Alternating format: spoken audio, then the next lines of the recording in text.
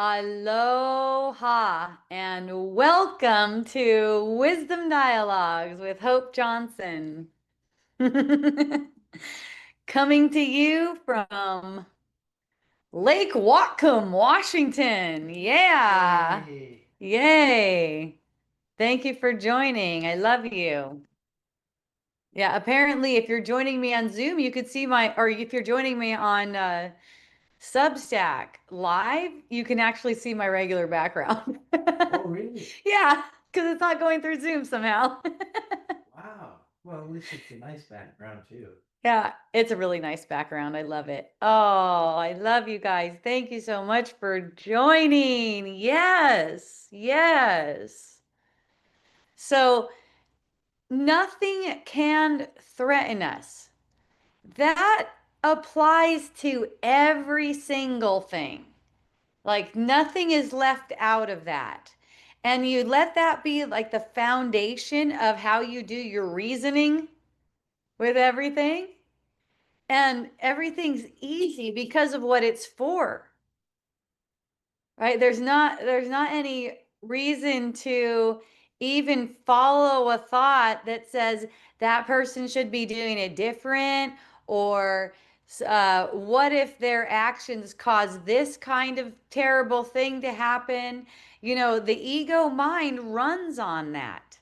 The ego mind runs on all these terrible things about actions that could happen. Wow, he just put me in a lot of danger, or something like that, by his behavior, right? A lot of the times that happens while driving, I notice, right? It's like someone will cut you off, they seem to be doing something dangerous, stuff like that. Passing around blind corners. Passing you, okay, so we have a good example. Billy and I have a good example from this morning. Billy's driving this big ass, what is it called? An RV? Yeah. A big RV, and it's pulling a big, huge boat on behind it, right? And so he's driving along, and then all of a sudden, someone comes on a blind corner and passes Billy on. It's two lanes. It's really like one lane for each direction that you're going. And it was so funny. I just had the funnest time because, I see Billy, what the fuck? And so then I just start laughing. I'm like laughing my ass off. And I was like, well, don't have a heart attack about it.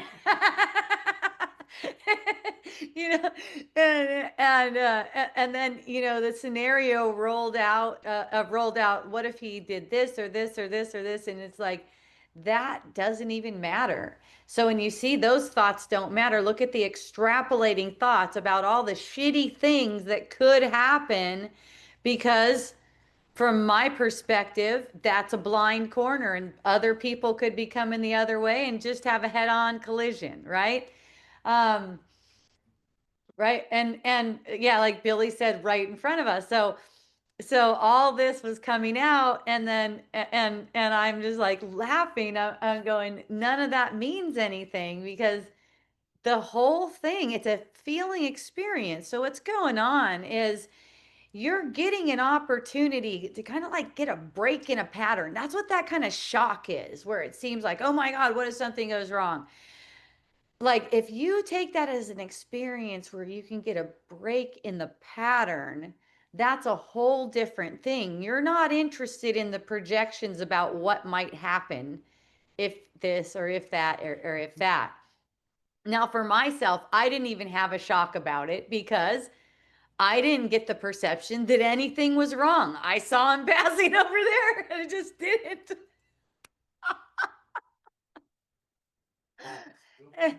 Yeah, but then from Billy's perspective, it was different. He was the one driving. And also, what Billy shared with me was he saw that dude back there and thought he was following really close. But in Billy's mind, he was just kind of like, sorry, dude, there's no way around.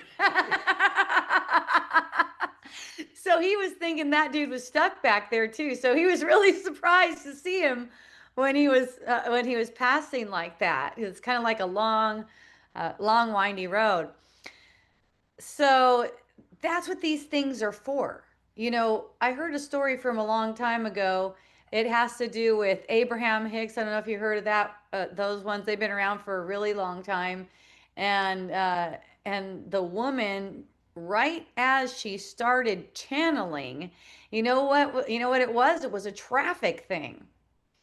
They were driving along, and I don't know if I'm going to get this story totally correct, but you could look it up. They're driving along on the freeway, and all of a sudden, there's two huge trucks on either side of them, and it seems like they're going to die by the way the traffic is going, whatever's. So Esther has that moment where it's like of shock, and she ended up surrendering and started channeling right there, right? So these are giving us openings. Same thing with anything like heartbreak, embarrassment, anything that's like an extreme. It's basically something that is reacting to untruth.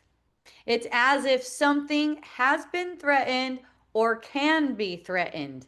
See? So it's like these guys who are cutting you off in traffic and being dangerous, they cannot do anything in your field of awareness without it kind of like being under your authority, you know?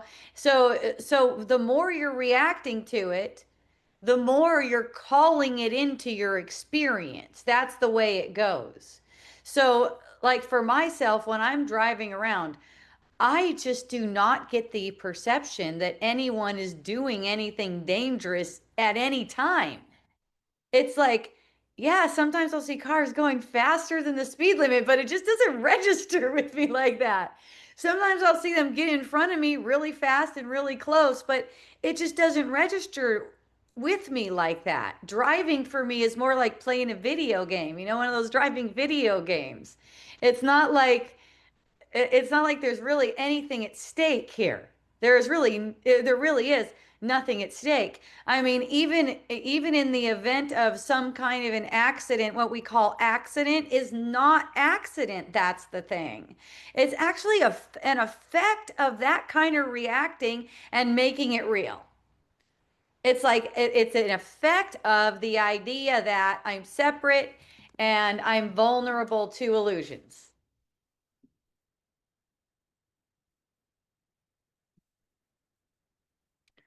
So what A Course in Miracles is teaching, and really what all spirituality is pointing to, is our being aware of what's actually true.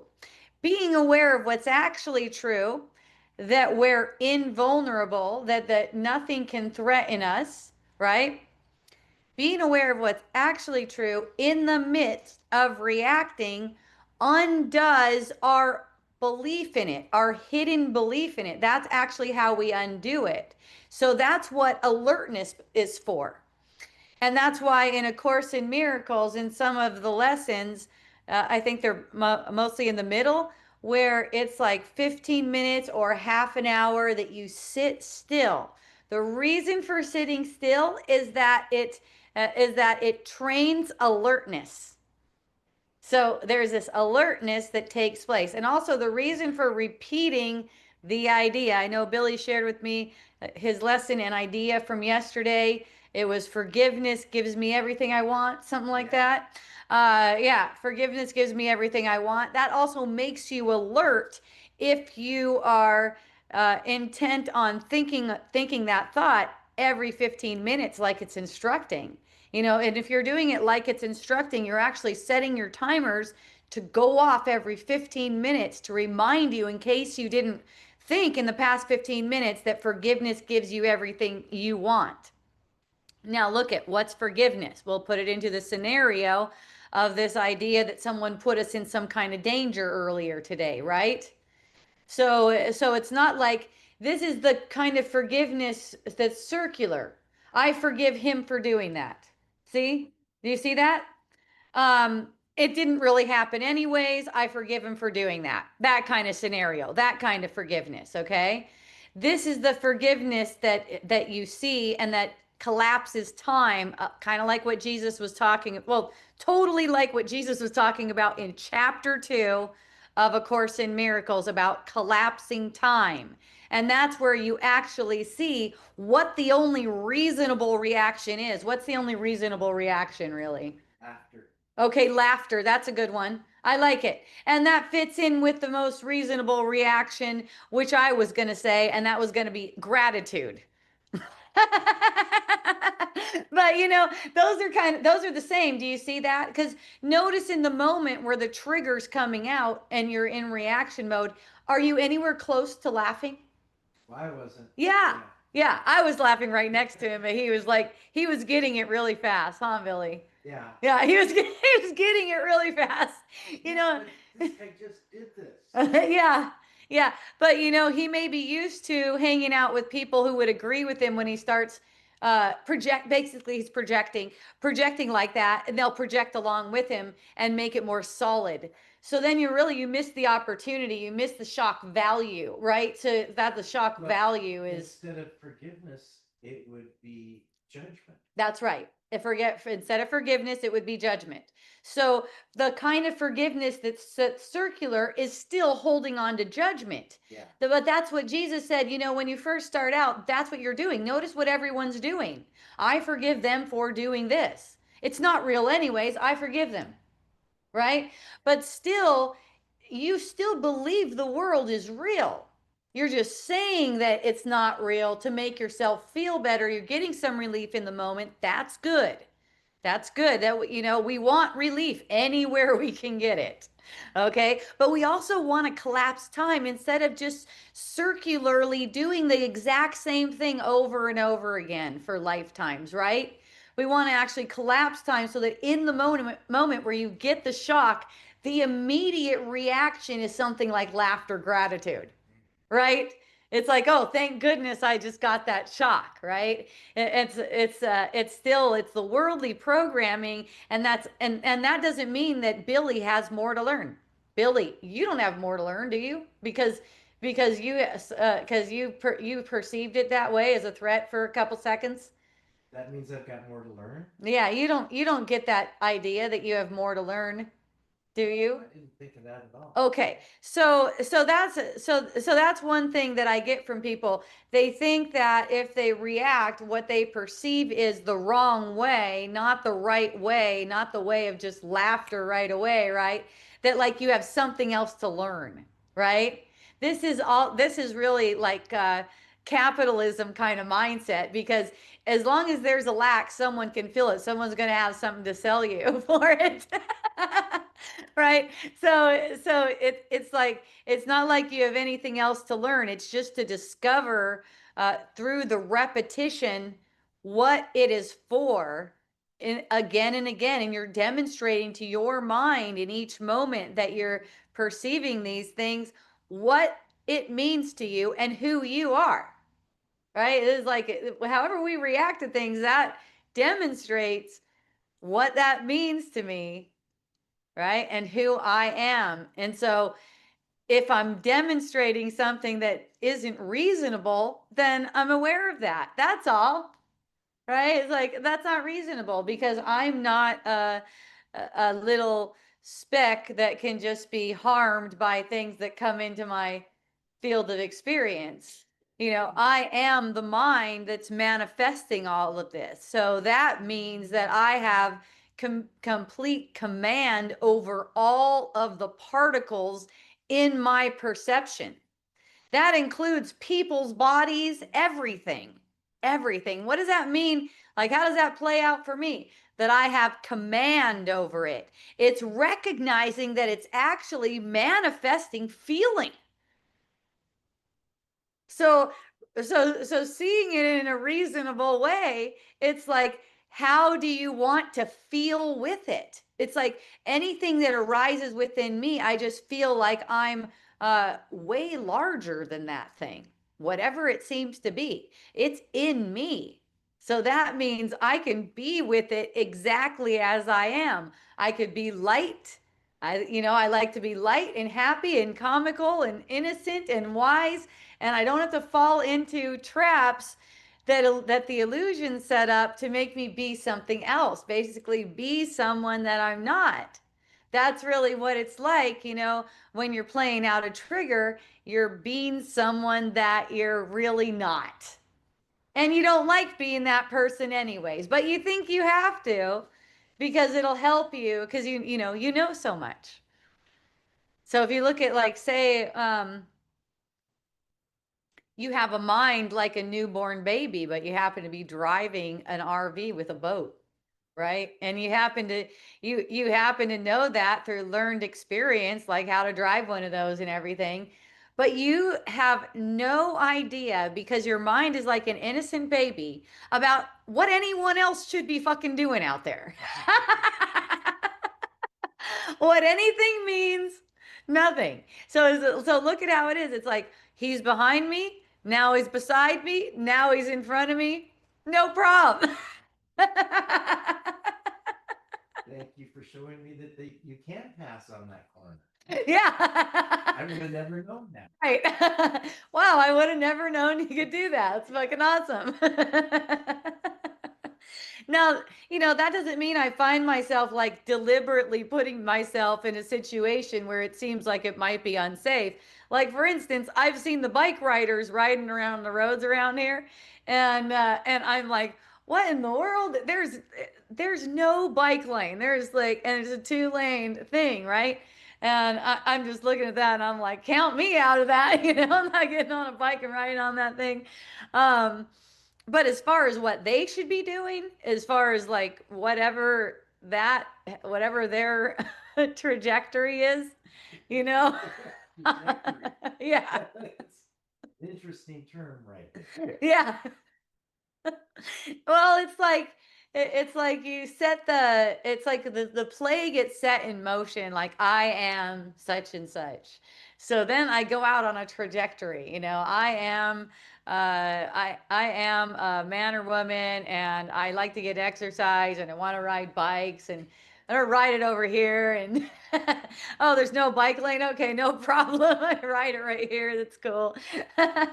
uh, it's just letting everything unfold. And you know what? The funny thing is, like, now that I said that and had that experience where I thought, count me out of that, what's really common that happens for me is I find myself doing something like that. Like, I don't even know how I get into it or anything. I just, Oh, let's see how it feels. yeah, let's go see how it actually is to be riding on a bike without a bike lane on a two-lane road.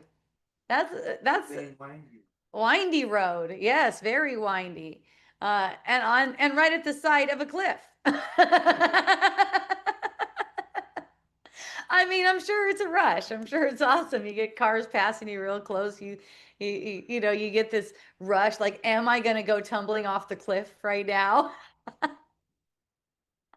Yeah. So anytime I find myself in a situation where it seems like that, I'm getting shock value, like maybe I find myself lost or something like that, it's like before trying to get myself out of it or find my way out of it or following thoughts, it's like really coming back into the moment and recognizing what this is for so I can get all of the gifts out of the moment. That's the thing. We go to sleep about things and like for instance about what someone else should be doing on the road and then the shock in the nervous system actually turns out to be more like with effects that are more like seeming damaging to the nervous system, to the heart, to the whole system because it wasn't actually allowed. See, allowing it involves not projecting. The projecting shuts it down. It kind of like tries to repress it. So this is reprogramming everything when you're willing to embrace it in this way. It's almost like your nervous system gets a cue to relax and not guard so much. What I notice is the more the guards are let down, the more I can see, the more the resistance is let down, right? And that all has to do with it's not about managing your actions or anything like that. It all has to do with seeing, Notice how you react to things that arise in the field, things that seem to be scary. Your bank account seems to be low, for instance. That's another one, right? You seem to have not have enough money for the bills this month. That's another one. This is a felt reaction and it's habitual. It's programmed in. You can say it kind of like rides on the genes. I mean, you're projecting the genes and the history and everything too, but that's just to illustrate what a strong illusion it seems to be. That doesn't mean it's any stronger than the weakest one, though, because it is an illusion. It's actually weak. The making it strong in the field for yourself, for the programming, is to make it look like particular illusions are harder to dissolve than others. They're actually not. They're actually all the same. So you see how if you made something really hardwired to your mind, it would seem like that was going to be a hard one to see through, right? Like, let's say uh, there's plenty of people that are like, no, I'm good with being pissed off at people who drive dangerous on the road. Okay. Leave me alone. Yeah, I'm fucking good here. See what I mean? Those ones, it's like just let them be good with it.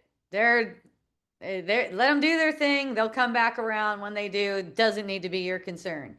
Guys like Billy, this guy wants to see. He wants to. Like he says, wake up. Okay, let's go on that a little bit.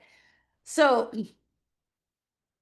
he told me a story about a spiritual teacher that him and Casey were going to, and she would have weekend retreats and say, and they'd be like a bunch of money, thousands of dollars or something, and it'd be like everyone's gonna wake up at this retreat, and he'd say at the end of the weekend, everyone would just be like hugging and shaking hands and leaving, and no one's woke up.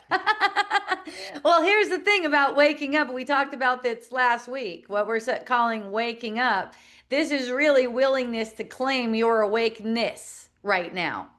Okay? You have to be willing to claim that you are, in fact, awake. Look, no one's asleep, okay?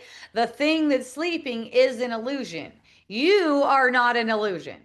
So no one's asleep in the first place to get awakened.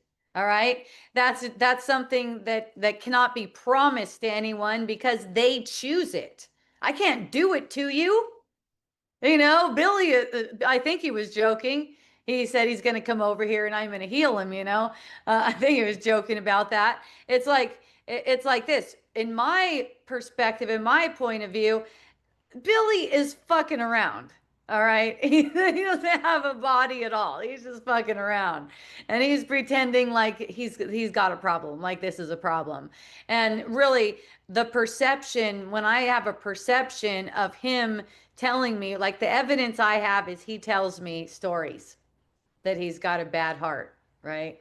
And and I notice sometimes he seems to be out of breath, but sometimes I seem to be out of breath too. So I really can't draw any conclusions from any of this shit, right? I mean, he might show me evidence and all this other stuff, and then I would be like, oh, okay, yeah, in the dream, it definitely seems like you have this. But to me, the only seeming is some story he told me. I don't know. And then also, I know that any perception that he's getting, if he's getting a perception that he's having a heart transplant, that is awesome because of what it's for. That does not mean you have to accept that having heart problems is just the way it is. There is no heart problem because there is no body or heart to begin with. It just isn't. There isn't a thing like this. The problem is an idea of separation that makes these illusions. That's not to say you shouldn't go take care of it, do your paperwork to get a heart transplant and all that kind of stuff. It's just a different way of looking at it. So it's not looking at it as gosh, I hope this heart transplant works out and I hope this goes this way and this goes this way. It's more like, oh, okay, this, I know what this is for. And you're excited about what it's for because it's helping you to undo the illusion, right? What are all illusions for, anyways? It's for the Holy Spirit's use, right? The Holy Spirit's use. So, if there's some kind of sickness, if there's some kind of sickness presenting itself, I know that's a defense against the truth. That doesn't mean it's wrong. It's just something that the Holy Spirit can use. The Holy Spirit can use that form to express, to extend love, right? To teach. So that's the form of it. Do you have to keep it? No. Are you going to keep it? You're going to keep it as long as you believe that you want illusions more than you want the truth. So when you find yourself driving around and getting reactive in that moment, that's where you recognize what that is. And just recognizing it, not changing the reaction or anything, just in recognizing it, your mind is taught. It's basically seeing what's actually true. You have to demonstrate it to yourself.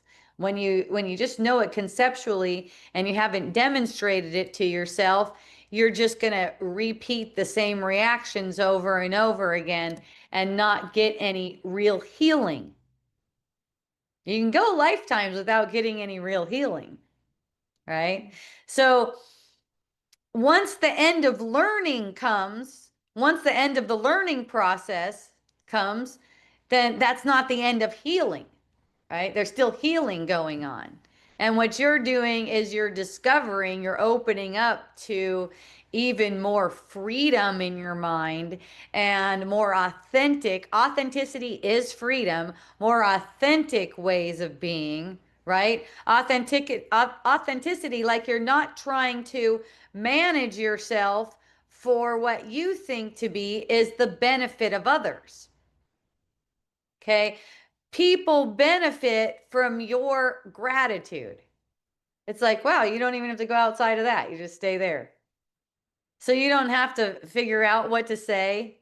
You just let the words come in the moment, right? You don't have to think about it. Anytime you're thinking about how a conversation's going to go, or how a conversation has gone, just let there be kind of like an alarm in your mind that just tells you that you're thinking against yourself.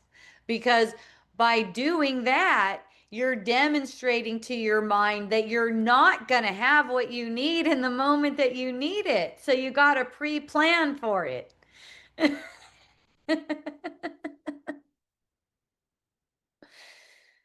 Yeah, I'm going to take one moment. I'll be right back. I didn't bring my water over here. I'm quicker than you.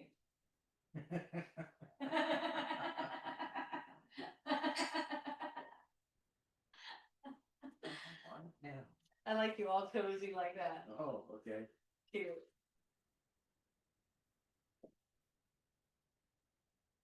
Ah, all right.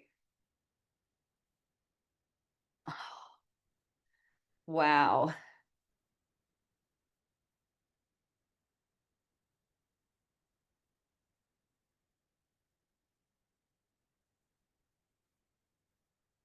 So that brings me to retirement plans. Okay.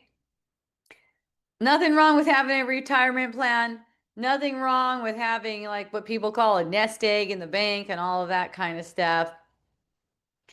There's this idea like there's going to be a time when you're not going to be able to earn, right? And so you have to have it stocked up. That idea is something that's programmed into us. We do not really have to earn. We do not real none of us do. No one has to earn because everything is given to us. We just don't see it. That's why we get the perception of this earning thing.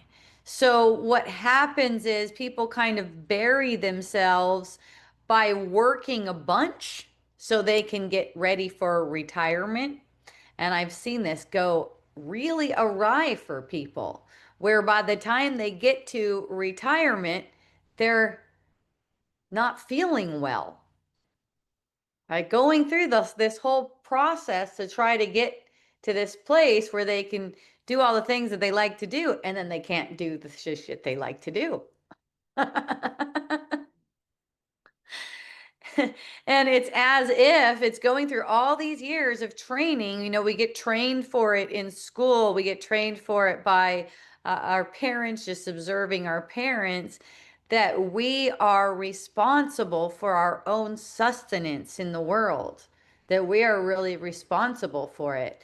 And, you know, I know how carefree I was when I was like a teenager and in my early 20s, before I got even more conditioned in the world, how I was not concerned about how things would come to me. Sure, I would go out and I would get a job. I would just apply for a job and get a job, and that would just be okay, not feeling like I have to do anything else, you know. And then once I met my husband and got married and started having a house and kids and stuff like that, that kind of bug started to catch on. It was like, whoa, what am I doing? Like, am I saving enough? Am I doing this enough? And it was pressure, and that pressure was stress. See, it doesn't need to be like that. It could just be listening in the moment for whatever it is that you need to buy, whatever it is that you need to save, and coming from a sense of relaxation. Really, the motions can look the same where you're going to work and you're saving money.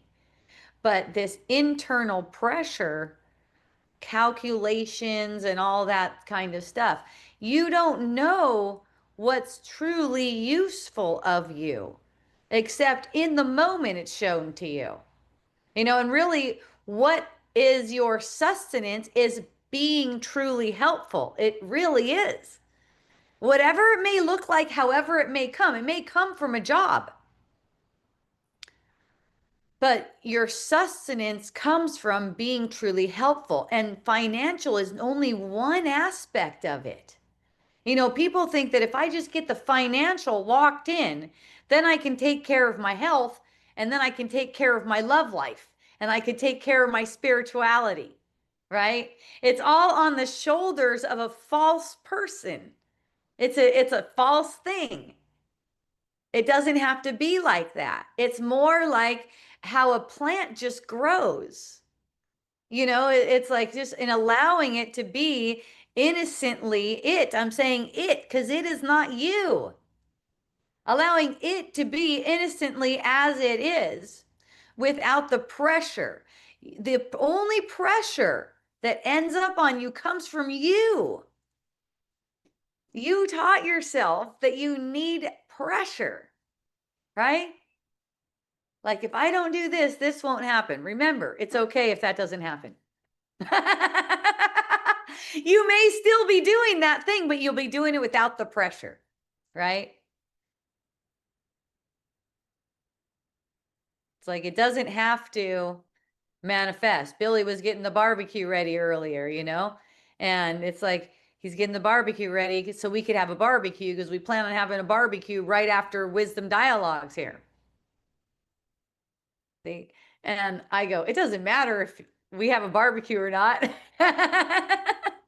You know, there's no pressure. And so when there's no pressure, even when he finds himself working on it, there's there's less of a chance of even like making little stupid mistakes and stuff like that. All of that kind of stuff comes from pressure. And we feel pressure easily. And a lot of the times it goes unnoticed, right? I looked at it, Yeah. it started working. You just looked at it and it's working. I just Nice. I love it. took out 6 screws and put them back in. The rest of the time you just sat out there looking at the lake. Exactly. Yeah. No thing at all. So it's fun. Billy's back. He came back. When did you come back? Wednesday night. Wednesday. He came back Wednesday night. So we've been here like 4 nights or something.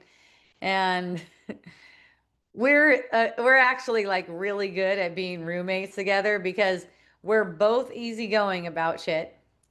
And we're both wired with the sense like we're not being a good enough roommate. Like we're not picking up after ourselves enough. We don't have that dynamic where one of us feels like we're better at it, so we're condemning the other one. Right? Or telling the other one you should do it like this or something. So, so there were dishes in the sink last night. I saw them last night. I was like, I'll stack the dishwasher in the morning. Uh, so I stacked it up or stacked it in the dishwasher. Billy came out and I hear him sigh. I'm like, what's going on, Billy? And he goes, oh, I was gonna wash those dishes, but I see you already did it. And I'm like, yeah, it's easy. I just put them in the dishwasher dirty. I don't even rinse them.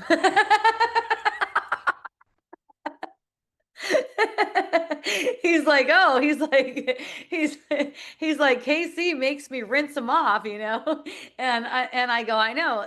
And we were talking about it. We were like, oh yeah, that was the old way probably, where the dishwashers were older and you had to at least scrape your food off of them. Now they're like built in. You just put all your food in there. It's totally easy and and anyone can just walk by and load the dishwasher and not feel like they're fucking being burdened by doing it.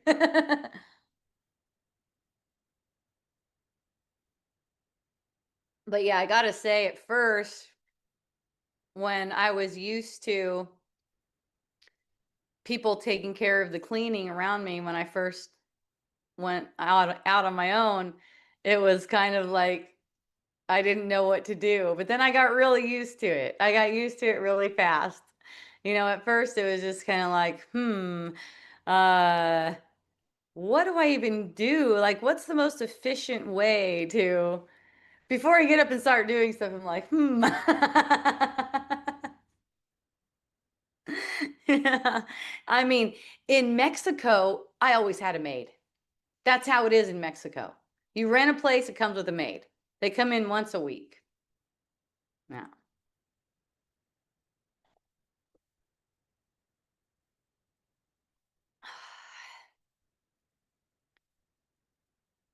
So it's the relationships where we undo everything. It's together, it's through our relating because we are mirroring one another. So it's like, yes, we go together, and it's through our gratitude for our brothers that we learn. It's through our gratitude, right? We could learn another lesson, but we don't really want it. That would be a lesson like condemnation, and it's always self-condemnation, right? Whenever we're trying to convince another person, like, maybe you chase that guy down, probably not with your RV, but chase that guy down. Do you realize that you could, yeah. And it's like sometimes people need that, and they're going to get that if they need it. It's just that they don't have to have any conflict with you.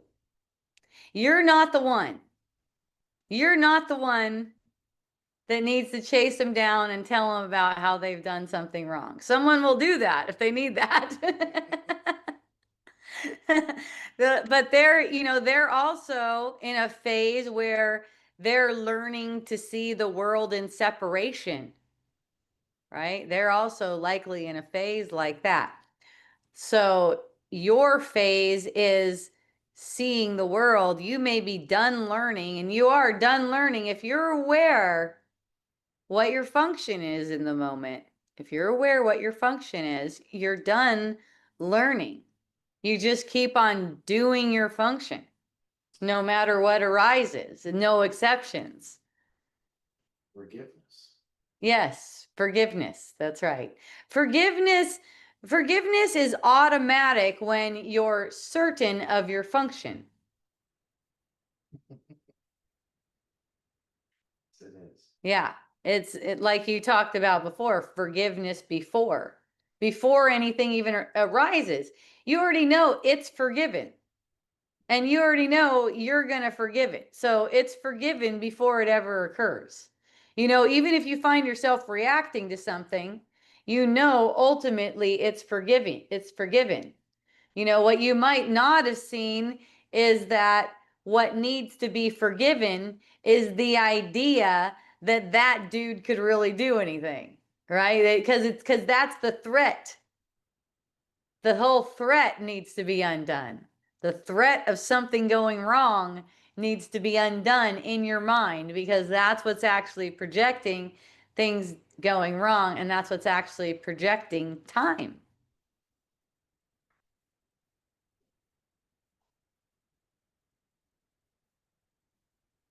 Oh, Celeste is on. Celeste said, "You got me. I'm the one who always thinks she knows the best way to clean, organize, and plan the upkeep of the house. There's airways. Oh, there's always, I think she means, juicy illusions of control for me to undo in this department. Even you said you load the dishwasher without rinsing, made my body shudder a little and say, ew." And then she's laughing. I know. And you know what? I'm running a risk right now that Casey's going to hear this and she's going to go, "You're not allowed to put shit in my dishwasher like that." And you know what? I'm just going to say, okay. And then I'll probably do it anyway.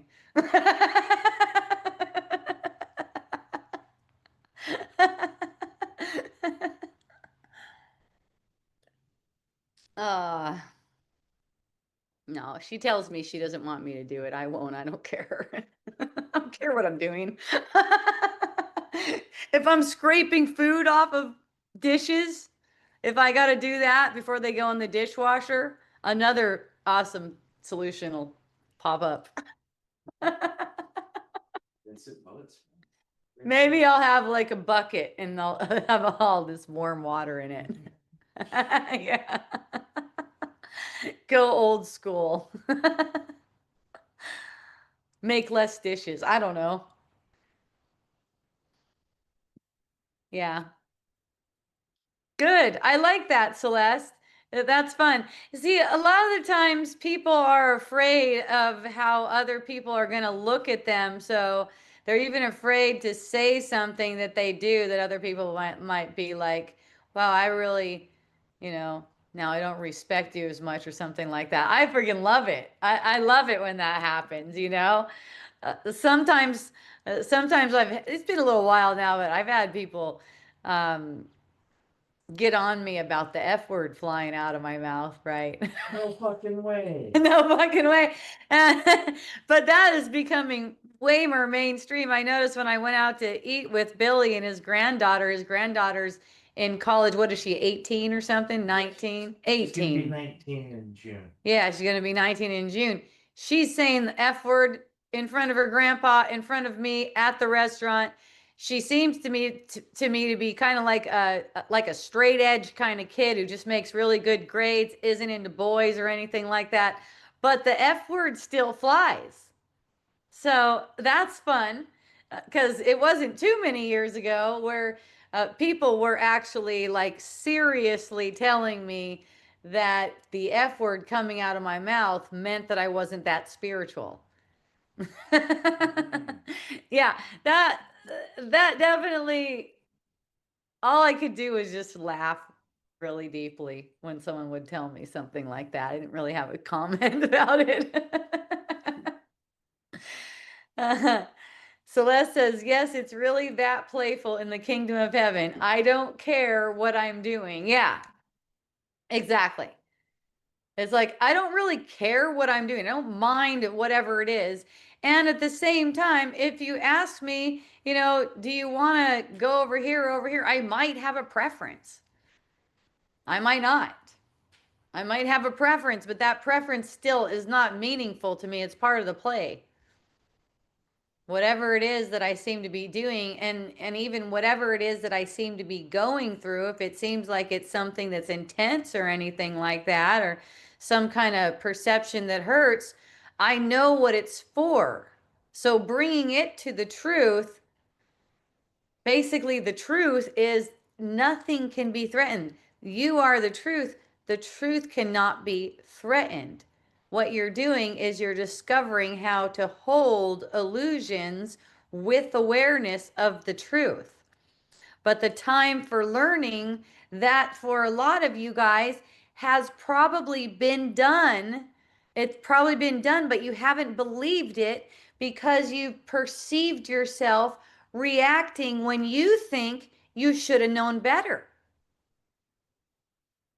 See, so then the ego uses that to kick you back into learning mode. Like you just have to consume more and more and more. But no, you just have to see that this is part of the undoing. Take it as a blessing. You're reacting, let's say, as a blessing.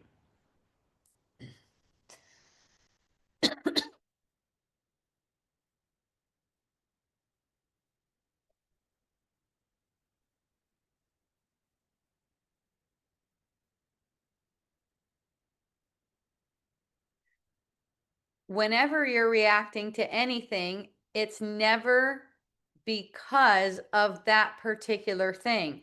That thing is something you're trying to cast outside of yourself to seem like it's outside of yourself, but it never goes outside of yourself to justify a feeling that is already there. So what you do is you stop letting it justify.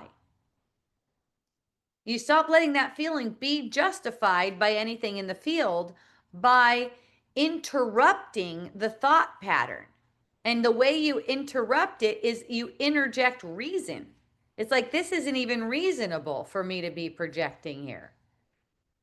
It's not helping anything. If I'm projecting that whatever they're doing is dangerous, that can only bring me more illusions of danger.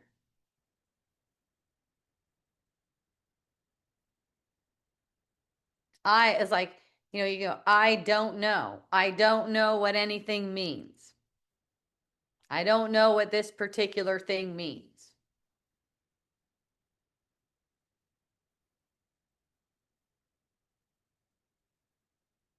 And a lot of us have worldly knowledge in the way that, you know, we know that certain substances are producing these certain kinds of effects. Like, if you take acid, for instance, or some kind of poison or something like that, the effects are still not coming from those particular things. They're all coming from feelings. All effects are coming from feelings. And the things that seem to have effects are also effects. The thing that seems to have effects, so let's say acid on the body, acid is already an effect of the mind. So even when you take any kind of substance, like let's say caffeine, to get a little jolt, to get a little movement or whatever, and you see the effects of the caffeine, remember the caffeine itself, the coffee, the cup of coffee, the caffeine that's in the coffee, it is an effect of your mind. So you put it there. That's why I don't notice any difference. Like I'll be drinking caffeine. I think I drank caffeine for like 9 months. Maybe I had a couple breaks in there just because I'm not like, okay, I got to have my caffeine. It's like the routine changes because I traveled and I forget about it. But for about 9 months, I was having caffeine consistently. And in a moment, I was like, I'm not going to do that anymore. And I think I had it like two more times just to make sure I really wasn't, yeah, it's just not that appealing to me anymore. And don't notice any kind of difference. Whenever I quit smoking spliffs, I don't notice any kind of difference. I travel, maybe I'll be in a place where it's not comfortable for the people where I'm staying. I could just tell sometimes and I'm just like, nah, I don't need to. Um, no problem. There might be an instance where I'll think about it and go, "Oh yeah, that would be nice," and then it'll just pass. I kind of look at stuff like that as a given. It's like, oh, it's available right now. It's just a given. It's available right now. Do I have to keep it going? No. Is it okay if it goes away? Yeah, I'm the same.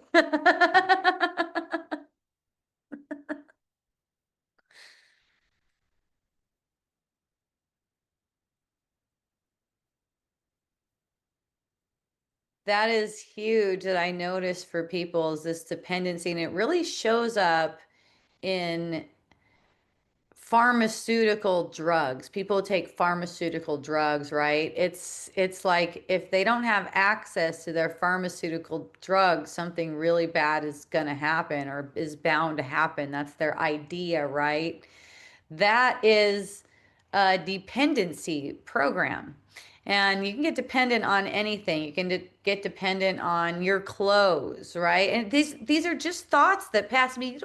You don't really get dependent. It's like that's a better way to say it is you followed patterns of thought over and over and over again that kind of made it like a concrete pattern in your mind where it just gets to be automatic that you believe you're dependent on certain things. This clicked into me one time when I just heard a person at a kava bar, kava slash smoothie bar, talking about yerba mate, which I've had yerba mate before too. It seems like to kind of like be the cocaine of teas. It's a trip. You drink that stuff and it's like, whoa, dude. Ooh, that's good. I drank that stuff for years too. And then at one time it just wasn't appealing to me anymore. But I heard someone go, yeah, I can make it through this lifetime as long as I have a yerba mate. Right. And he was really like the way he said it was really sincere. And I noticed that pretty much everyone has at least one thing that feels like that, that seems like that. And it's not really true, and it doesn't set you up for having more joy with that thing, actually. It doesn't actually let you enjoy that thing as much if it seems like you're dependent on it. Oh, okay, I can make it. I have this thing. That is a really common pattern that people do. So one of them I gave you was prescription drugs, right? If I don't have this thing, I'm in trouble. So then that goes to now the prescription drugs are getting expensive. What if I don't have enough money? Now I need to figure out how I'm going to save my life, right? This is not the way we're created. We're not created to have to be dependent on the world for anything in any way, right? We don't need to be dependent on the sun rising. I mean it. We are not dependent on anything. It's all dependent on us. It's the other way around. So look, when you're getting the perception that you need something, maybe it's a particular lotion. For me, when I fall into it, it has to do with particular skincare stuff, right? It's like, can I get my skincare stuff that I like over there, right? That's and so that's where I bring that to the truth and notice I'm taken care of, even in that department. It does whatever I need, and even as far as any kind of skincare stuff or anything like that, I don't know what I need. I have no idea. And any interaction where I go and buy the product, buy it online, anything like that, it's all for the same thing. So this thought that we're dependent on these things is the opposite of how it actually is. These things are dependent on us making them mean anything. If they don't mean anything, if they don't mean anything to us, they have no life because they don't have any life of their own. As an illusion, I mean, all of it is life. But as the illusions that you perceive them as, those don't have any life of their own.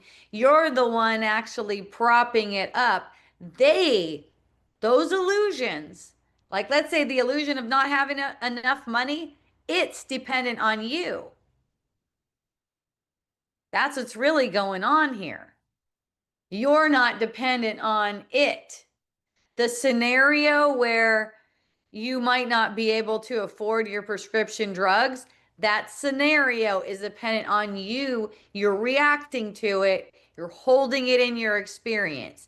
In the first place, you don't need anything from this world. You actually have no needs that aren't met right now. And so you could meet the world from that perspective that I have no needs that are not already met.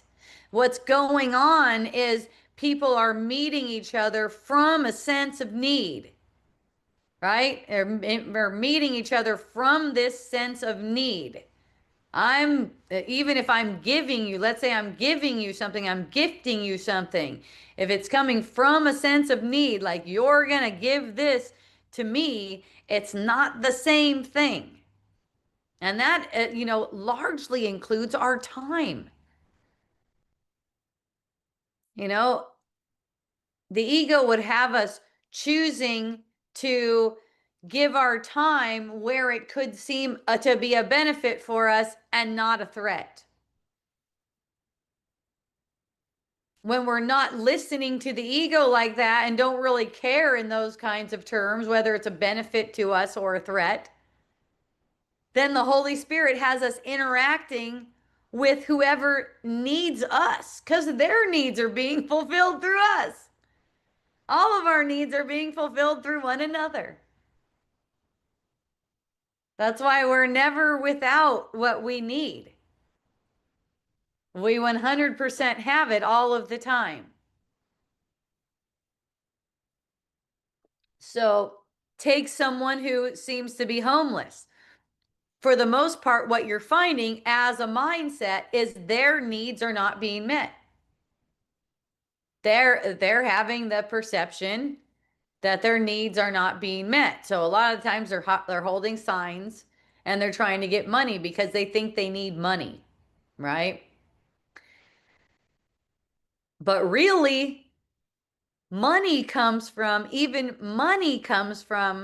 being aware that your needs are met. Because look, if your needs are met, you're like, oh, well, if the money isn't in my pocket right now to buy food, right, or whatever it is they seem to want to buy in that moment, then I don't need that in the moment. Let me see how I can be helpful in uplifting the world. Let me see how I could be helpful. In that, you're just like, you're automatically fed. And, this is something I have experience with too, having grown up as a Christian missionary.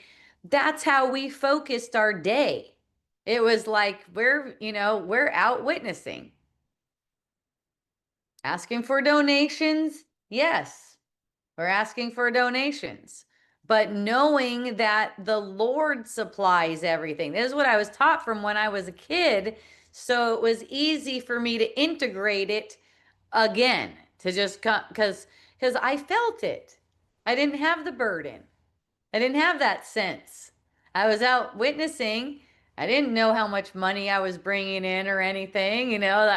They'd tell me at the end. It's like I noticed sometimes people will give me $20 and stuff like that. You know, but it wasn't like my parents had a bank account. They didn't have a bank account where they went and stored up money. I was like, you do your witnessing. And, sometimes maybe the witnessing didn't bring in enough money for food. Then the next thing you know, we show up at a restaurant, tell them we're missionaries, and ask them if they want to give us some food. And then they usually do. But it's just all orchestrated. When I was a young girl, I got my really first taste of manifestation where I just kind of said, "Oh, right? I saw some boots on a person just outside, and the thought occurred to me that I would like to have some boots like that, and then the thought disappeared. And then in a few days or a week or something, we were doing something for orphans where we were getting shoes that they couldn't sell at shoe stores to bring them to orphanages. And we'd sing for the orphanages and everything, witness to them. Well, there was a pair of boots in there that was my size. So obviously, I'm like, oh, I get those boots. It's like when we're getting the donations of the shoes, we can keep whatever shoes we need. We don't have a bunch of shoes, like we don't have a bunch of places to store up shoes. It's kind of like you use whatever you're using right there, maybe two pair or something, uh, and move on and pass them on again. So I saw, well, that I really don't have to do anything.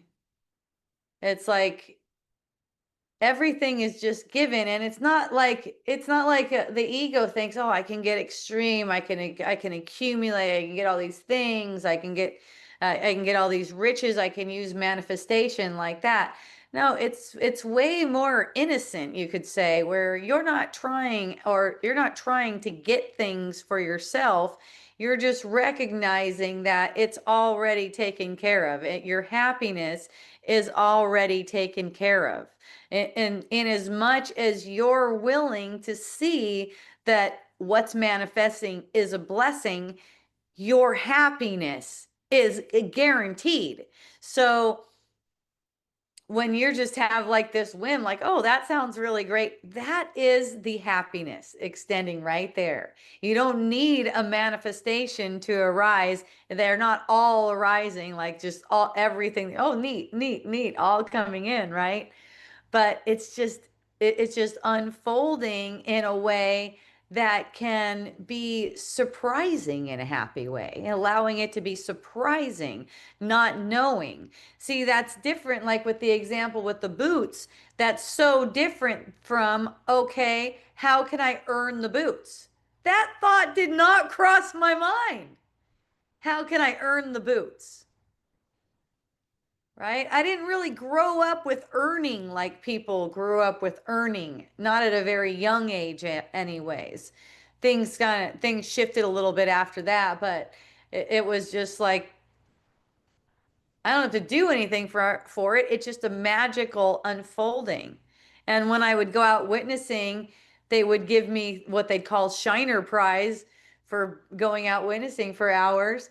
And I'd get little things like that and just be really happy with all of the little things that come in the moment. I don't have to have ownership of everything. I don't have to have a huge bank account where I'm guaranteed that I'm going to keep on getting what I want all the time. I think it's really fun to actually like run out of money. It's fun. It's like, oh, there's a different turn. And if you need a job, like if I like for instance me, if I need a job, it's just going to be shown to me. Here it is. Here's a playful job, right?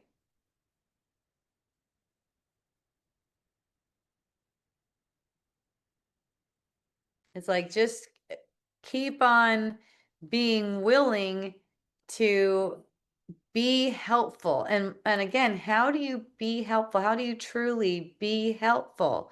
You're aware of your own unwatched, largely unwatched. You're starting to watch your unwatched mind.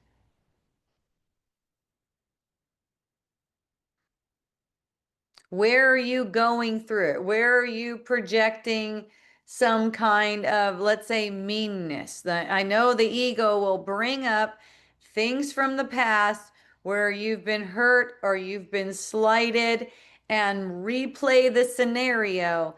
That's where you bring it to reason. I know it's not the easiest thing because the thought wants to hook you into believing that if you think about it, you're going to make it better. Or maybe you'll make better choices next time. One guy asked me what my thoughts on something like this is. You should be in gratitude, and then you should also not share with people certain things that would make them envious or anything like that. And that's a subtle way where it's using management, like you're trying to manage so you don't hurt other people's feelings. It's kind of like dimming your light. It's not saying you should say anything or shouldn't say anything. It's just that you can't be in gratitude while you're trying to manage how other people are reacting. You're managing your actions or your words to try to get the right reflection from them. And the way most people go about their spirituality is what I learned from the last ACIM deep dive is called inductive reasoning. So inductive reasoning is where you do all this vision board stuff and you want to manifest all this stuff, and then you look at the outer manifestation, and from that you deduct how you're doing with your manifesting, with your spirituality. So you're if you look at the manifestation to determine how you're doing, that is what's called inductive reasoning. So you're using all of the different manifestations to come up with one generalized idea of how you're doing in your spirituality. So, what Jesus was talking about was deductive reasoning. All you're doing is bringing the foundational truth. That's the one generalization that nothing real can be threatened. You're real and nothing real can be threatened. You're bringing that one generalization to all of the individual manifestations. See, that's different than using the perception as basically a dark mirror to show you how you're doing by what's manifesting. So, looking at it the other way around is the one generalization is that none of this is real. None of this can touch me. None of this can harm me. I'm the truth. And meeting everything like that. See, instead of using it to tell you what you are. Sometimes that drives people nuts too, because they're used to seeing things a certain way. They're used to seeing things on a guilty way. And I've had someone in this past week tell me that I mean something in a certain way, and I go, okay, well, that's not how it is for me, but I don't mind if you keep that. And the person kept on and kept on pushing me, and I'm looking at that and I'm going, man, that's like gibberish. You can't even understand what a person is saying when they're trying to project. That's why people cannot understand each other when we're trying to project that someone is somehow flawed, right? It's somehow flawed. It was like this idea, like I'm popular. I don't know, he according to him, like a famous person or something like that, and super sneaky and have this underhanded idea and just all these strange um, perceptions about what I'm trying to do and how I'm trying to do things. And for me, I was just like, okay, are you willing to have a conversation with me? And the answer was no, because it was just kept on being projections. And I go, okay, well, I appreciate you. Thank you for relating with me. Have a great day. And then I just stop talking to that person. It's like the ego will go, they need help. They need help. They need help. That person definitely seemed like they need help. They kind of seemed like they were possessed. You know, they definitely seemed like they needed some help. But the way they were wanting to use me as the uh, target for self attack, it wasn't going to be able to come from me. They would need to learn it more in my absence. So if you have any, and this is really common, especially when you can see when someone's suffering, you can see when someone's calling for love. They're not necessarily, doesn't necessarily mean that you're the one that needs to engage them. You may only be called to engage them a little bit. And that's what I notice about listening to the Holy Spirit.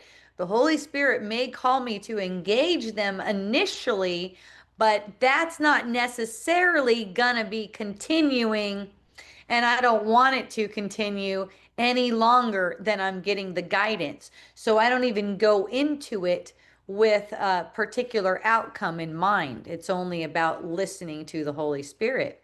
And someone coming from a divided and projecting state of mind like that can only see this range of emotions that the ego has, from suspicious to vicious.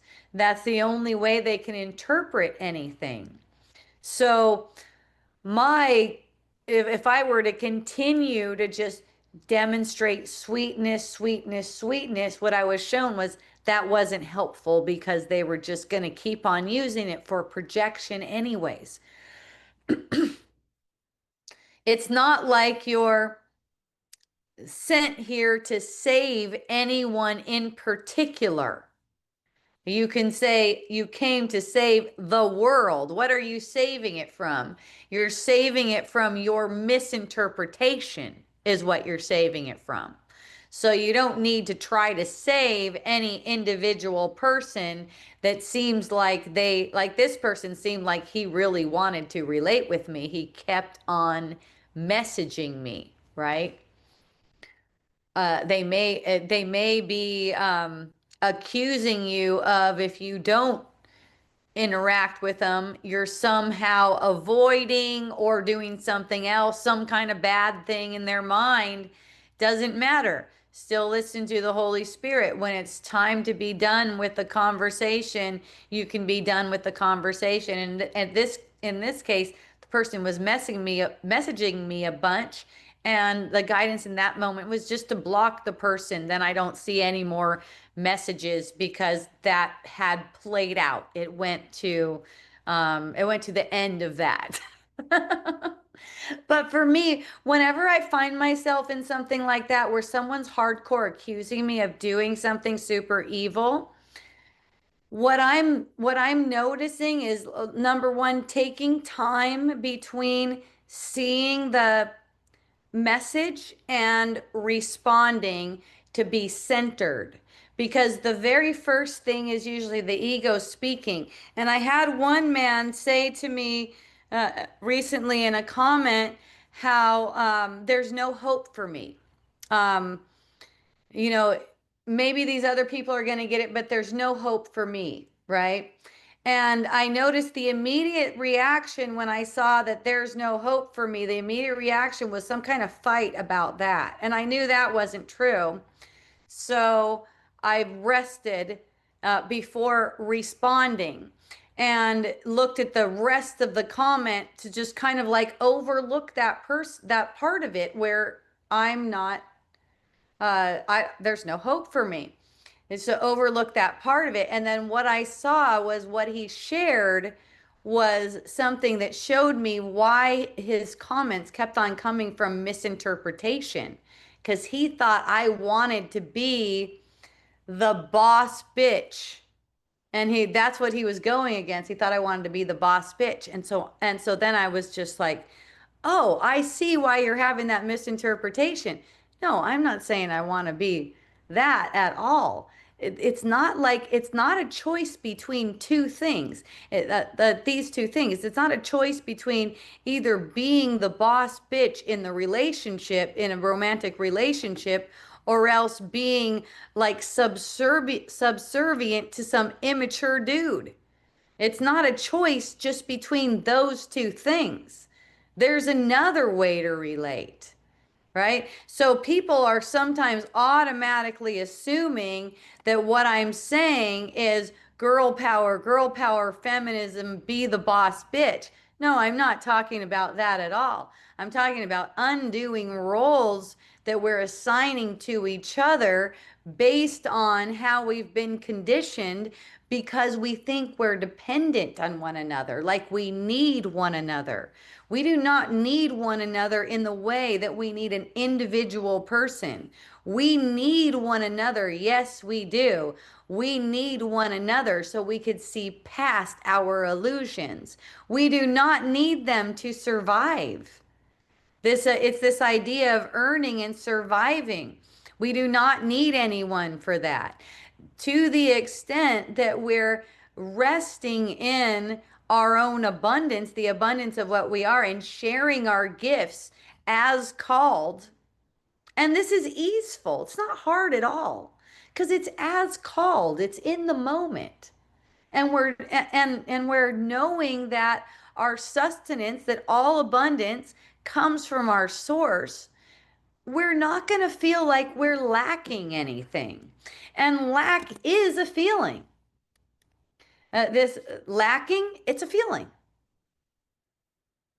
That's all it is. So for me, the way I undid that sense of lack, and it doesn't matter what I seem to see, how much money I seem to have, anything like that. It's a feeling. And when I noticed that that feeling was repeating over and over and over again, this lack feeling, and that I was feeding it and reacting to it, I just eventually stopped doing that. I just very calmly can recognize this part of a pattern and recognize it as part of a pattern and meet it as who I am with gratitude that it's coming up. I can help undo this for the world. Now, you see how there's not even anyone around me potentially when I'm thinking about something like that and it's coming up and I'm healing it, right? There's maybe no one around me, but still the relationship comes into play, the relationship with everyone, the relationship with all. I'm glad I'm getting a worldly perception right here because I know it's not true. I'm not going to try to justify that feeling by thinking about how I'm going to change my financial situation. I know that any changes that need to occur will occur when they need to. So it just makes it very easeful. It makes it very easeful with, money. In this case, I'm giving you an example, but really I'm talking about dependency and abundance. And we're either in one of those or the other. Dependency is basically lack, right?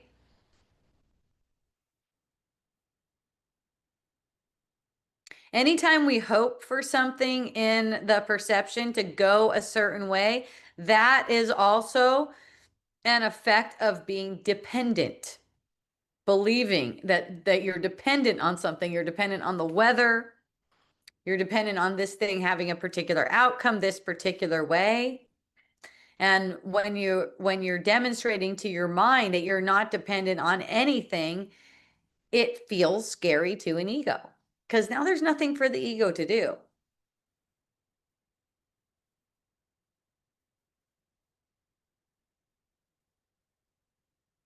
There's no planning for it to do.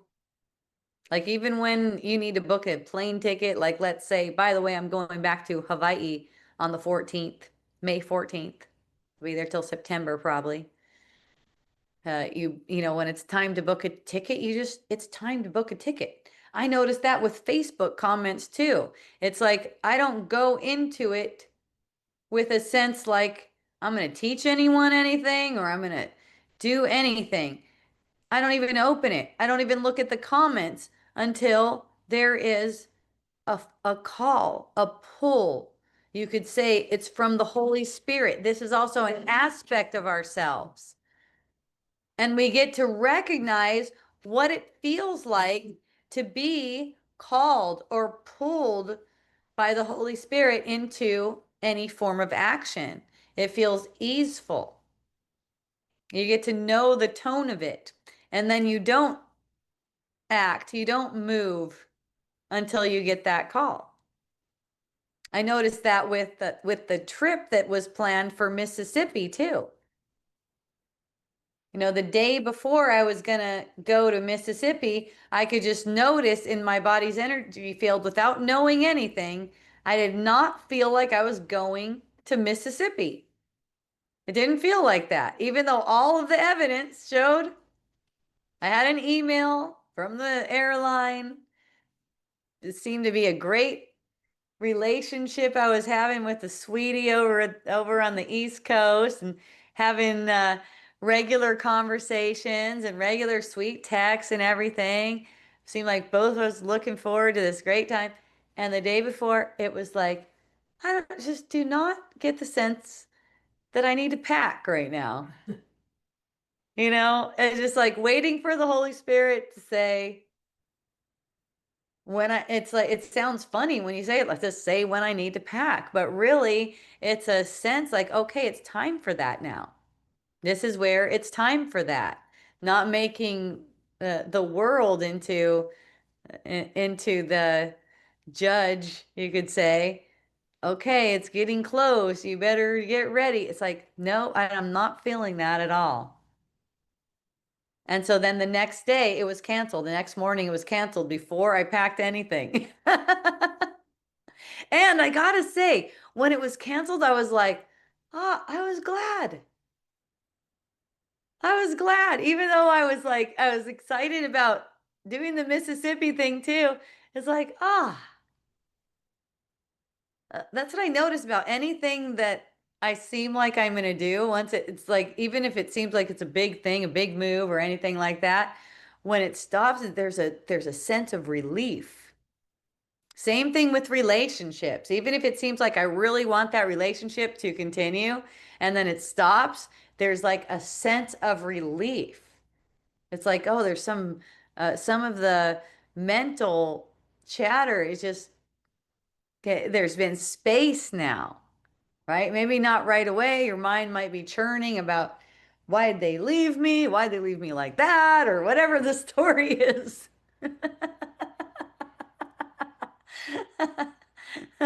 One of my friends this week had her dude leave her while she was out of the state, right? He left her a note, put a note on her butt on her bed, and I guess it was a sweet note. I said on the bed, I don't know. I guess it was a sweet note, and yeah, a nice long sweet note, and it was that was the end. He went to another state, and he's gone. And noticing some of the reactions are like, isn't that a fucked up thing for someone to do? And I heard that and I was like, well, what's a better way? Like, I mean, I think I'd kind of like that. Oh, you don't want to be with me anymore? Wait till I'm on a trip and then move all your shit out. Write me a nice note. Put a couple $100 in there too if you want.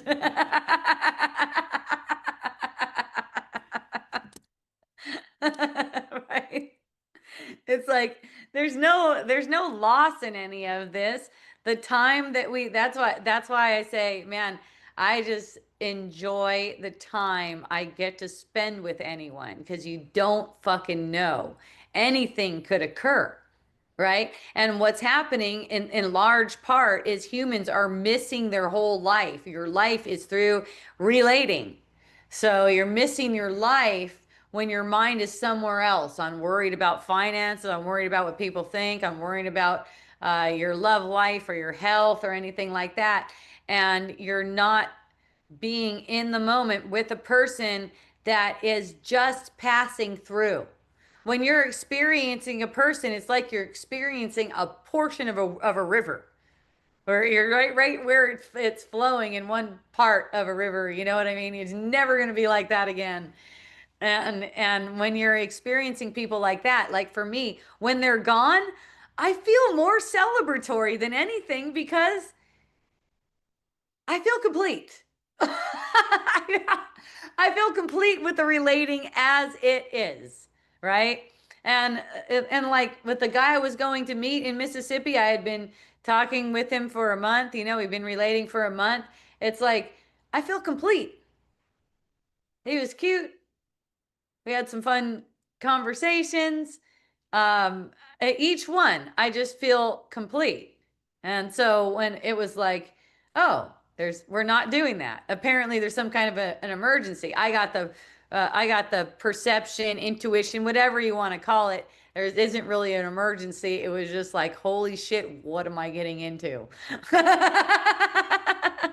But I did end up with some flight credits, which was also a funny part of the story.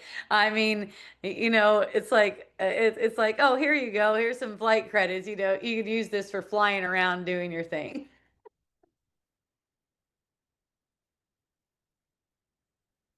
It just unfolds the way it needs to bring about all the lessons. And one thing that I saw really clearly, and I was talking with Anne about this. Thank you, Billy. I was talking with Anne about this is, man, I really do not care whether I stay or go. Like I don't have a sense like I want to be there or I want to be here. I just want to be wherever I am. Thank you. I want to be, um, I want to be present for wherever I am. It doesn't really matter where I am. It doesn't really matter who I'm with because, and this is really scary for the ego, because I know that people are only manifesting in my field if they're resonant with me. So I don't have to be in any kind of control about that. Right? They're only going to be able to manifest in my field if they're resonant with me. There's something there. What does it mean that they're resonant with you? There's something there that the Holy Spirit can use for teaching and learning. So it's perfect. Does it mean that they're always going to their behavior is always going to make me happy? No. Right? Am I always going to be in gratitude for whatever I perceive? Yes. But I'm not going to be, you know, like let's say I thought something was like, let's say I thought the guy leaving his chick while she's gone on a trip is a dick move. Let's say that. I'm not saying to bypass that. If you think it's a dick move, it's a dick move to you. You don't have to condemn a person to do that. See that? You don't have to condemn a person to recognize that's a dick move. And that doesn't mean it's true. It wasn't. It's, one person can have one perception, one person can have another perception. I saw that. I heard that scenario, and Natalie told that scenario, and I said, fuck, that's the best. Yeah.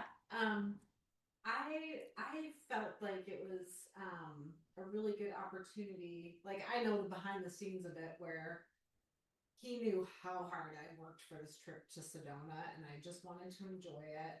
But he felt very guided. It's like our time is complete. Uh-huh. And the timing and it'll be way gentler to not have to see me move all my stuff Uh-huh. and all that stuff. And so I feel like I'm being given like an opportunity to demonstrate, like when a bunch of people are like, oh my God, what happened? And if I say how it went, Yeah. it's a way to demonstrate, truth. Uh-huh. It's like, oh no, this person didn't do anything wrong. Like, I really feel like I'm being called to a big demonstration with this. Well, yeah, you always are. You always are. And it's basically being authentic with them, how you see it. I mean, it's like actually, I wouldn't prefer it another way. I mean, can you think of a better way? You know what I mean? It's like, can you think of a better way to just like, really? I mean, that's also part of what's just being authentic because what happens is people get their feelings hurt. So then they'll automatically start projecting like, yeah, like something's wrong with him, that he was leaving and it wasn't like the way, I don't know, some fairy tale way you want it to be. But that seems really good. But just, and when you tell stories, here's another thing that really, really helps is when you tell stories, if you're aware of your tone, because your tone can make a story feel like a tragedy or a comedy. You notice that? Yeah. So that was something I picked up on when I was really young. So when I'm telling stories, they're always a comedy, right? I'm not telling tragic stories. And sometimes it trips people out because I may be talking about something like child molestation or something like that. And they're like, "What in the world?" You know, but it's really training our mind to see things differently. It's training our minds to see all these things that we prop up that look evil and everything like that. We're making the story up, right? Even when I remember child abuse being done to me as a kid, in order to remember something, that I have to recall something from a past that did not happen. So this is programming that's wired in as a memory that I was a child that was abused, right? There's a memory of it. That doesn't mean that, you don't take care of the apparent child that seems to have been abused. But bring all these things to the truth too, that you're projecting it right now. When I really saw that I was projecting all of the abuse right now because I was persistent with willingness to see it, that's where I just felt compassion for everyone involved. That includes adults who seem to facilitate this kind of thing, condone it, whatever you want to say, and the ones who seem to carry it out. It's like compassion just flows naturally because you're seeing that there's no way anyone did anything. See, you got to be willing to see this, though. I know it sounds cool to tell your friends at first when you're newly spiritual that you nothing ever happened, but to see it, to actually see it this way, it's actually repetitive, where it's bringing back the relationship. It's brought back the relationship with me and my stepfather, to have one example, until I was able to see. And then after that, there's not even a sense of me being slighted by him. There's not even a memory of him saying anything mean that stings me. I'm sure if I look into it, I could recall a whole bunch of things. Like, let's say if I wanted to write a book about it or something, I can recall these terrible things that he said and did to me, right? But still, it doesn't matter how well you can even recall it. It is remembering, and remembering, all it is bringing something from a time that does not exist and bringing it into the present. So noticing memories are like this. When memories come up for you, since you're recalling it and bringing it into the present, it's useful in the present. It's useful for undoing all of the upset feelings around it, around that whole scenario. And it comes to bringing it to the truth. I'm projecting this now. I'm making this up. I'm making up that someone hurt me really bad and took away my innocence at a young age. And you recognize you're projecting that right now, and you don't want to do that to yourself anymore. The whole thing changed. And I'm telling you this, you can change the past in the present, because the past is something that you recall in your mind. Now, you actually change the past in the present. And so there is no more of these repetitive thoughts that come back and say how I was victimized by my stepdad. It's like that, once that was healed, it was healed. It's not like I have to repeat forgiveness about it. See what I mean? We're going back to collapsing time, collapsing patterns. The reason why I don't have to deal with thoughts about this that repeat again and again and make me into a victim and make me relive a scenario is that I saw the innocence in all of it. That's what collapsed it. So now this doesn't need to be played out again. I don't need to have another birth where we play this out. Maybe I'm the one who's the molester abuser this time, and he's the innocent little girl playing out these stories, right? what we want to do is put an end to these stories. We don't just want to soothe ourselves, right? We want to put an end to these stories. So being watchful to them churning around, coming back around, and showing how someone slighted us. For the longest time, I had this one that would just burn me up. This thought would just burn me up. I'd get this thought about my stepdad, like right after he apparently threw me on my head, and I end up going to the hospital and getting all these stitches. In fact, I was reminded when I started parting my hair on the other side, one of the reasons I started parting my hair on the opposite side is a scar right here where it tends to look like a bald spot sometimes, depending on how my hair is laying. So it's like I would recall repeatedly, and this happened when I was 10 apparently. So that's several decades of recalling. I don't think I got the victory on that one until I was probably in my 40s, maybe about 45 or so, maybe a little younger than that. So for many decades, I would use this scenario where I would see myself getting thrown, becoming completely bloody, going to the hospital, getting stitches, my mom showing up, the doctor I could tell he didn't believe my mom when she said I tripped and fell, but I also told him I tripped and fell because that's what I was told to do by my parents. And I was pretty shaken up since I just got hit on the head, right? I got thrown on my head. And the doctor telling my mom, you know, she is literally like less than a millimeter away from brain damage. And then going back in the car, and I get back in the car, and I go back in the car. He's the only one in the car, the person who just threw me, and he's the one in the only one in the car. So I get back in the car, and he looks at me, and he goes, and my head's shaved now, and I got stitches here, and he goes, "That'll teach you to be a rat fink."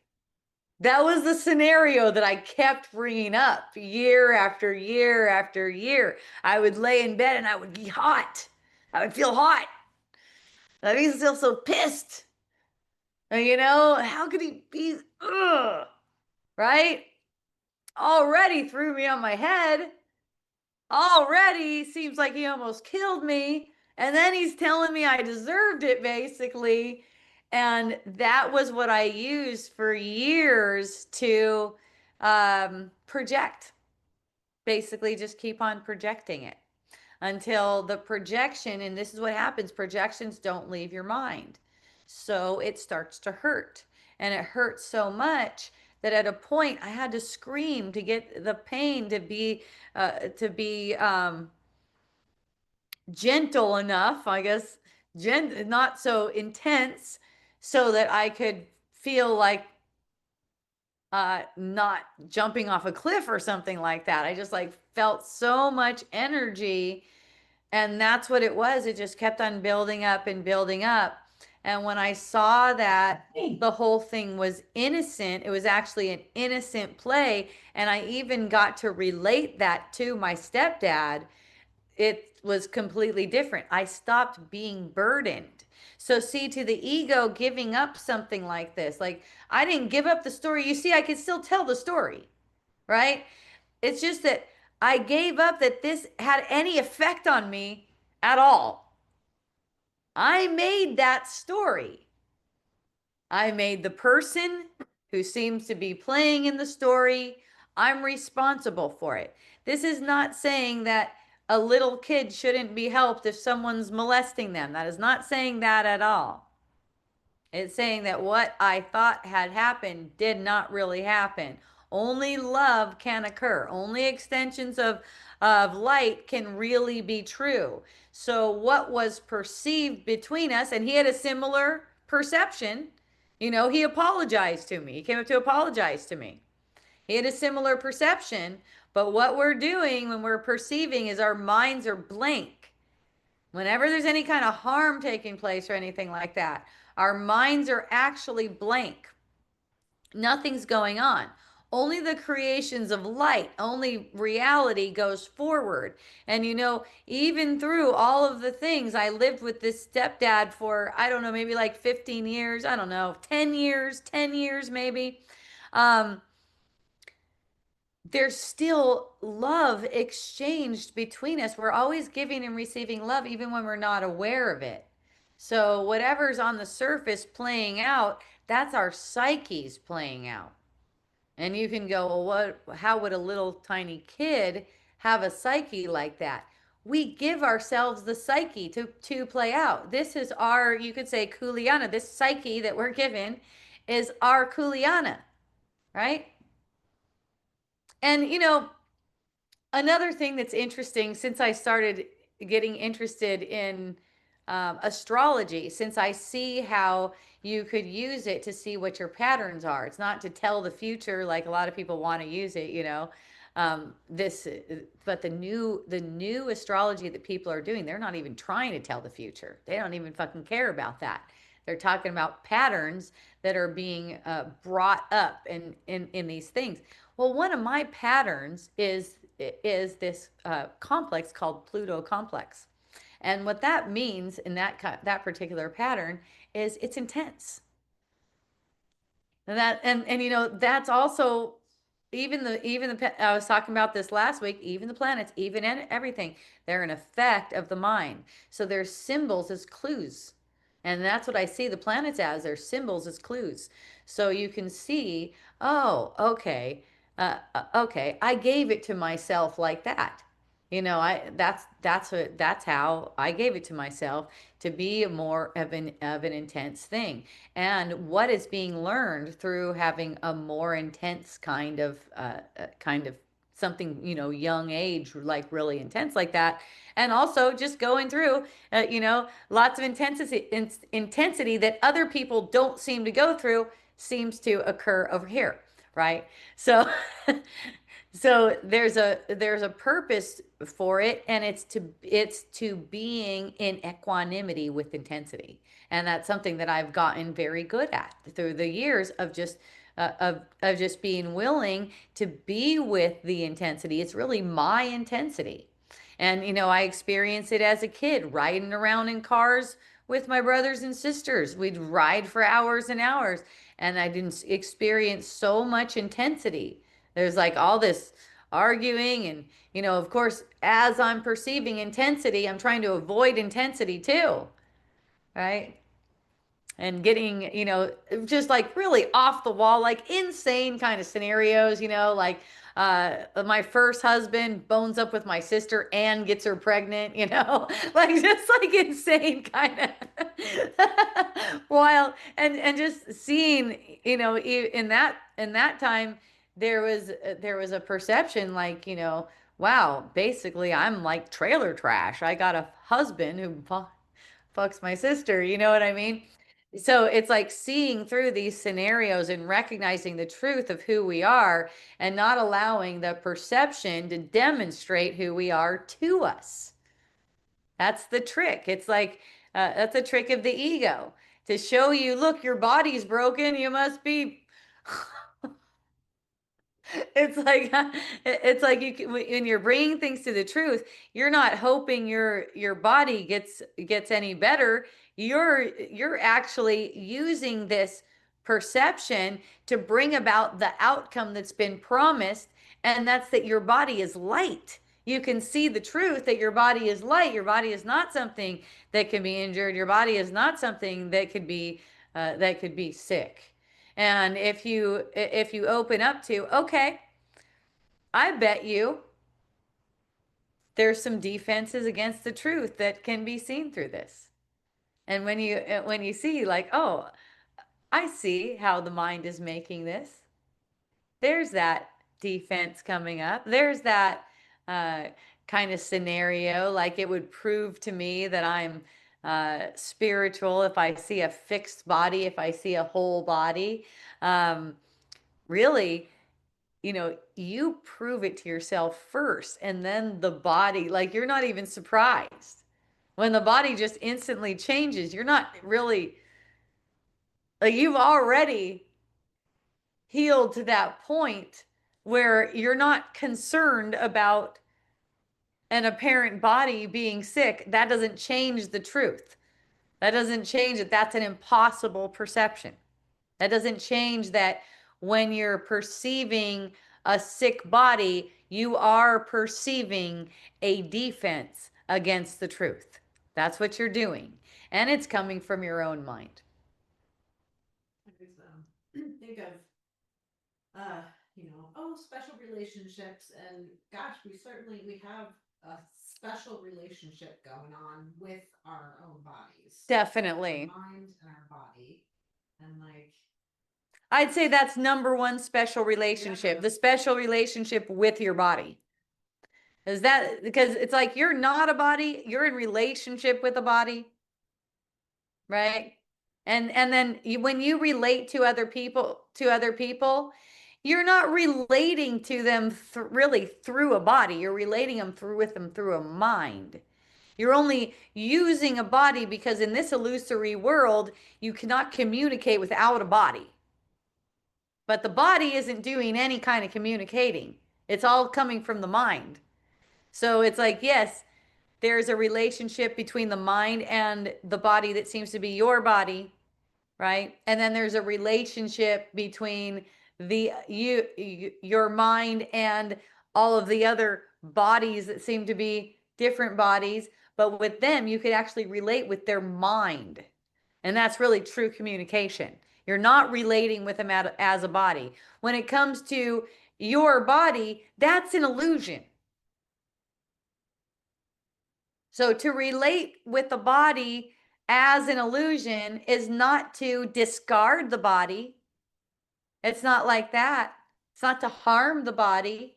It's not to neglect it, right? Relating to it as an illusion is noticing you don't have to do anything about it. It's your, let's say it's the Holy Spirit's vehicle for teaching and learning the mind. For the mind, right? So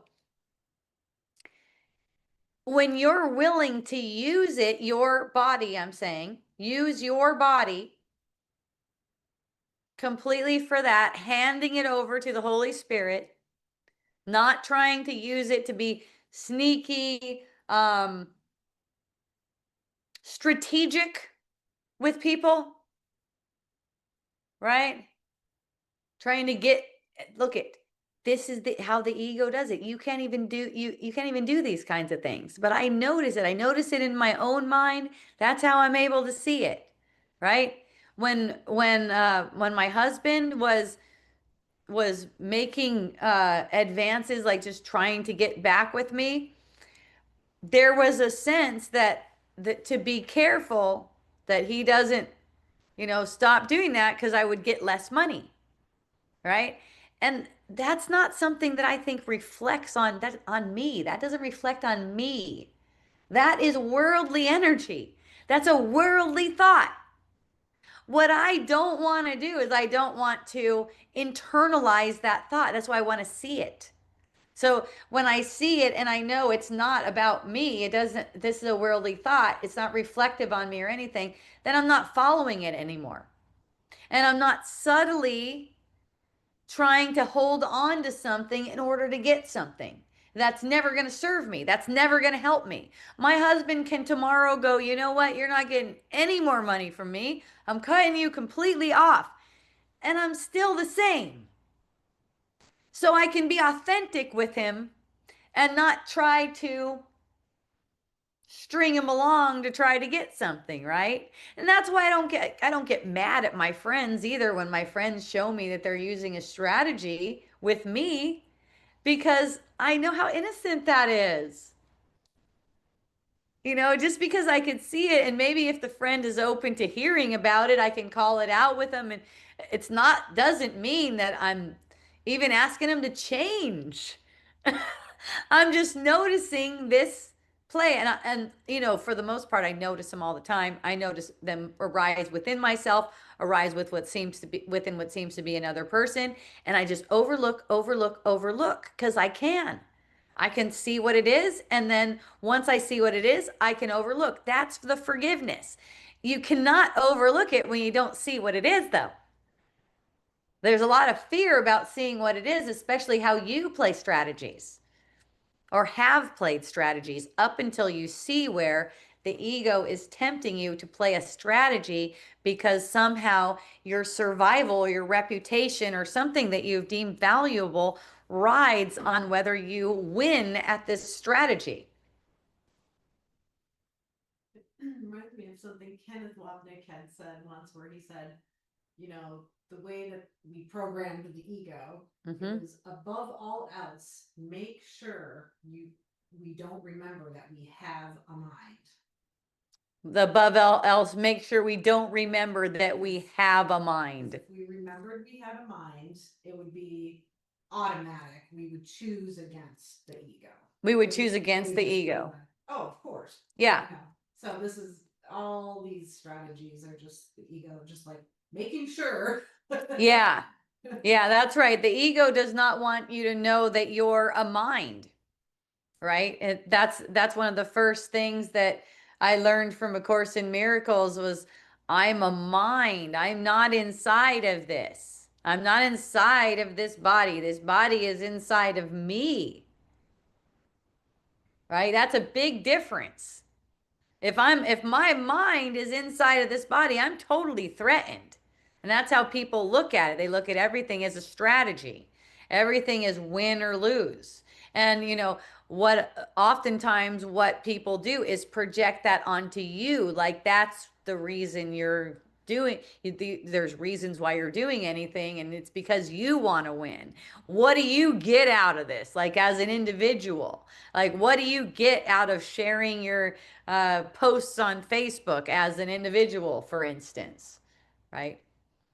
And one girl asked on Facebook, she said, what is it that wants to post on Facebook? What is it that wants to get the recognition and stuff like that? And I said, the spirit wants to use you. You gotta, don't let that ego's false humility take you all the way over to, oh, if I post, it just means I want attention. I said, the spirit wants to be seen and heard, and the spirit can't be seen or heard without you. When you post with recognizing that's enough right there. So see how the ego will take you could say the kind-hearted, the kind of right-minded people down by going, you just want to post because you're vain. You just want to post because you just want attention. And maybe some people who have said that in the comments to her. The comments can get kind of brutal, especially on Buddha at the gas pump group. That is the most brutal group I've ever seen.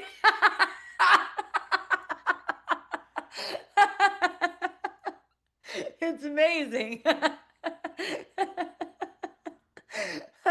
But someone probably commented to her, like, why do you need so much attention? Why do you need a post? Why do you need so much attention? Look, being 100% helpful 100% of the time is a given for you, for one. You can't fuck that up. You're always 100% helpful 100% of the time. If there's any aspect of self mixed in there that just wants attention, let that be undone as it arises. Let yourself still express. That doesn't mean stop expressing and wait till you're 100% fucking healed to be expressing. People on the path need to witness other people on the path. All right. So it's not like your 100% healed self needs to be the one communicating right now. It's like the one that you are, the one that you authentically are right now, manifesting through whatever patterns seem to be, is needed right now. And you don't need to question that. Only the ego would be questioning something like that. And you know what? Even if you do like the attention, even if you are enjoying the attention, guess what? That's okay. That's okay. Maybe you like attention. Maybe that's fun for you. Well, if you're listening to the Holy Spirit, not only will you feel like you're truly helpful, you'll also have the attention that you like. There is nothing wrong with that. It's not like you have to be like poly purebred or something like that. I don't know. I just made that up, I think. Is being authentically yourself and notice where, of course, the ego is always popping up, wants to hold something, right? Like, I did this. It's like, it's all being done through you. And the gentler you allow yourself to be held, right?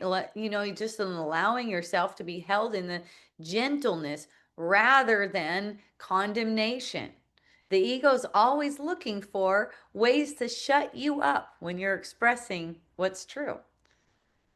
This is really damaging from the ego's point of view. It's not really damaging because the ego doesn't really exist. The ego is actually source. So the ego is afraid of going back to source and not existing.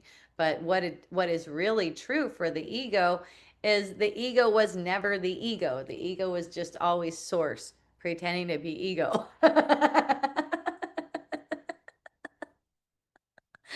So all it does as it dissolves these ideas that are against creation are seen as meaningless, and that energy, you could say that consciousness, awareness, whatever, is just back to the source,